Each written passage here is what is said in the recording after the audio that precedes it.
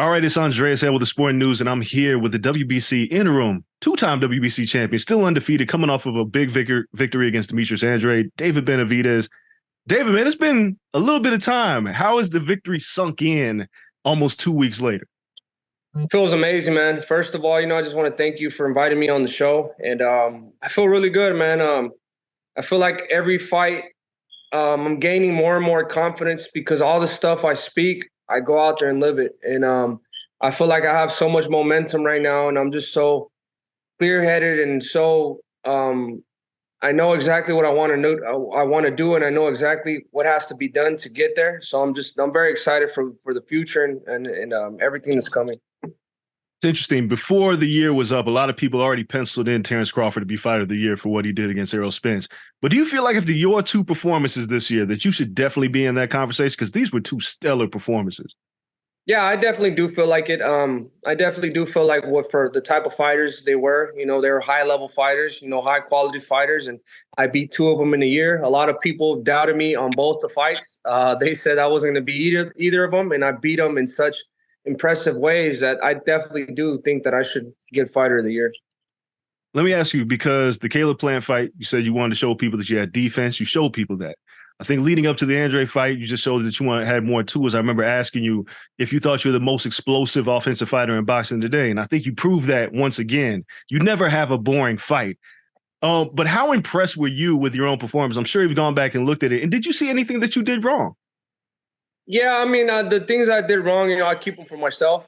But I mean, like I always tell everybody, man, the training camps are winning the fight. And I think from the momentum I had coming off of the Caleb Plant fight, I stayed in the gym and I stayed working the whole time. And then I already knew that what I did to Demetrius Andrade, I knew I could do it to him. So, I just, trained hard. I worked extremely hard. And I went out there and I told people I was going to do it. Nobody believed me.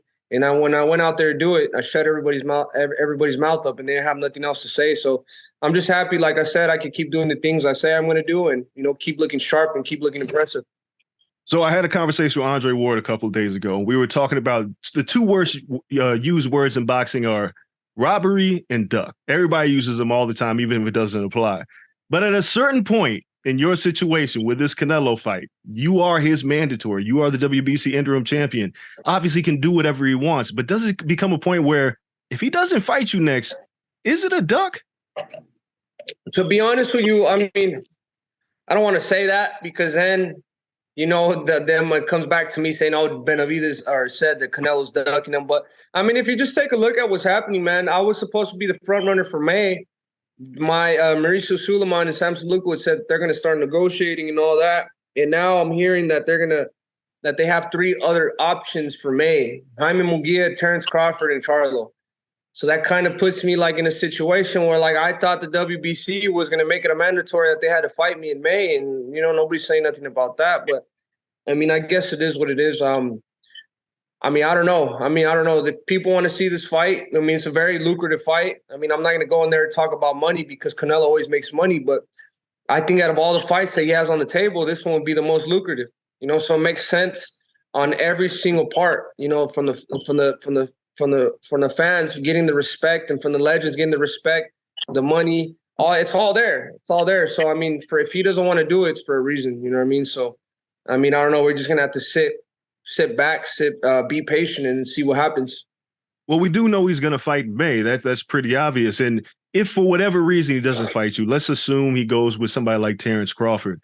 Are you going to make a play to at least be in the co-main event? Because it feels like at that point you can force his hand if you're on the same card as him. I mean, I don't know. We're going to have to see what happens. I mean, I think that would actually be a good idea. I mean, if I could get a fight in with Charlo in the co-main event, I would not mind doing that. And then it would be good for boxing, too, having both of us fighting on the same night. It'd be really good. So, I mean, I don't know. We're going to have to wait and see. But, I mean, I'm willing to do whatever. I'm not going to sit out and just wait for Canelo. I'm not going to wait for one fight. I really do want to be the best. And I feel like I know I could beat everybody in this weight class. No, there's no problem. So if they want me to fight Charlo on the same day, I'll fight Charlo on the same day. I just want to stay busy and keep getting my experience. I mean, in addition to staying busy, obviously, Charlo just fought your brother, and it probably would feel good to get a little bit of revenge for your brother in that fight, right? No, yeah, definitely. And yeah, exactly. You couldn't have said it any better. I definitely do want to get my revenge for my brother. David Morrell said that he never got an offer from you. What do you make of everything that he's saying? Like, he's getting ready to fight, obviously, and he's a great super middleweight. It would be a great fight. But when he says that, do you think there was maybe a miscommunication, or what is it on your end? I mean, honestly, I try to be respectful to everybody in boxing. I'm not trying to be the person talking crap about everybody, but David Morrell is a clown. I mean, he's there. He has 9 fights. He thinks everybody's scared of him. Look, we tried to get a fight with him before he got the fight with the Kazakhstan. Me and my father and his team were talking. What did Ronnie Shields say? That they weren't ready for me.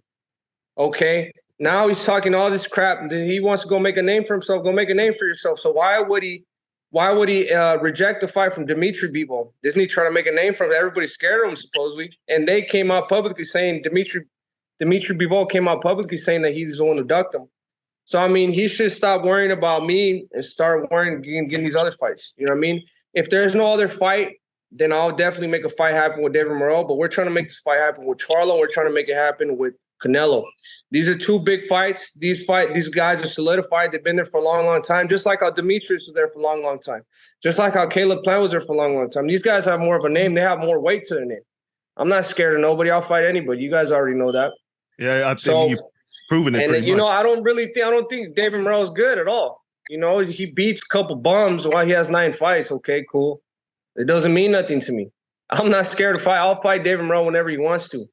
But we're trying to get these bigger fights. You know what I mean? And if we can't get those fights, then we're definitely going to shut David Morrell up because I'm getting tired of him. You know, he's talking a lot of stuff.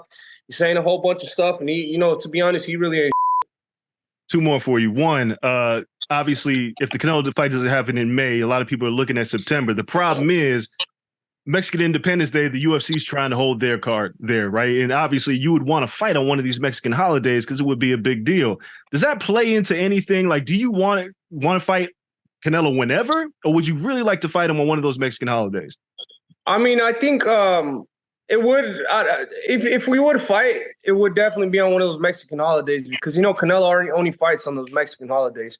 Well, I mean, but to be honest with me, I mean, it don't matter to me. I think whenever it happens, it would be a massive card, whenever day it is. So, I mean, it really doesn't matter. Whenever they want me to fight them, I'm more than happy and more than willing to fight them. Last question. If for whatever reason, the fight Canelo doesn't play out, Charlo's not ready, or maybe Charlo's fighting Canelo, a fight at light heavy does show up with Dimitri Bivol or Benavidez, would you be willing to take that fight? And how does that affect you maintaining the weight if you were to offer to come back down to 68? Could you be able to do both? Oh, definitely. I think there's a lot of time in between. I mean, I only fight 2 times a year. So, I mean, I know how it is to make 168. I think the only problem is that if I make 175 and I like how it feels, I wouldn't want to come back down to 168.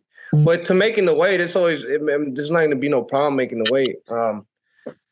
But yeah, I mean, if I fight, that would also be a dream too. If I could get if we get an opportunity to fight Dimitri Bivol, and imagine that we go up there and we beat Bivol, and where else would Canelo have to hide? He wouldn't have anywhere to hide. So I think that would be great. I mean, I'm just willing. There's a lot of big opportunities to be made, and I'm just ready for every single one of them. So the one thing that we do know for sure for David Benavidez is he's not waiting for anybody. Come early next year, we're about to see you in that ring again. No, yeah, we're going to see David Benavidez versus the best of the best. And like I said, I'm going to prove to you guys, because I really do want to prove to you guys that I'm the best. And not only to you guys, I want to prove to myself that I'm the best too. And that's exactly how it's going to play out. I appreciate it, David. Congratulations on the win again. Thanks for taking the time out, because 2 weeks out of the fight, you could be taking a vacation, but you're here talking to me. So I genuinely appreciate it. Look forward to seeing you back in the ring, sir. Yeah. Thank you, brother.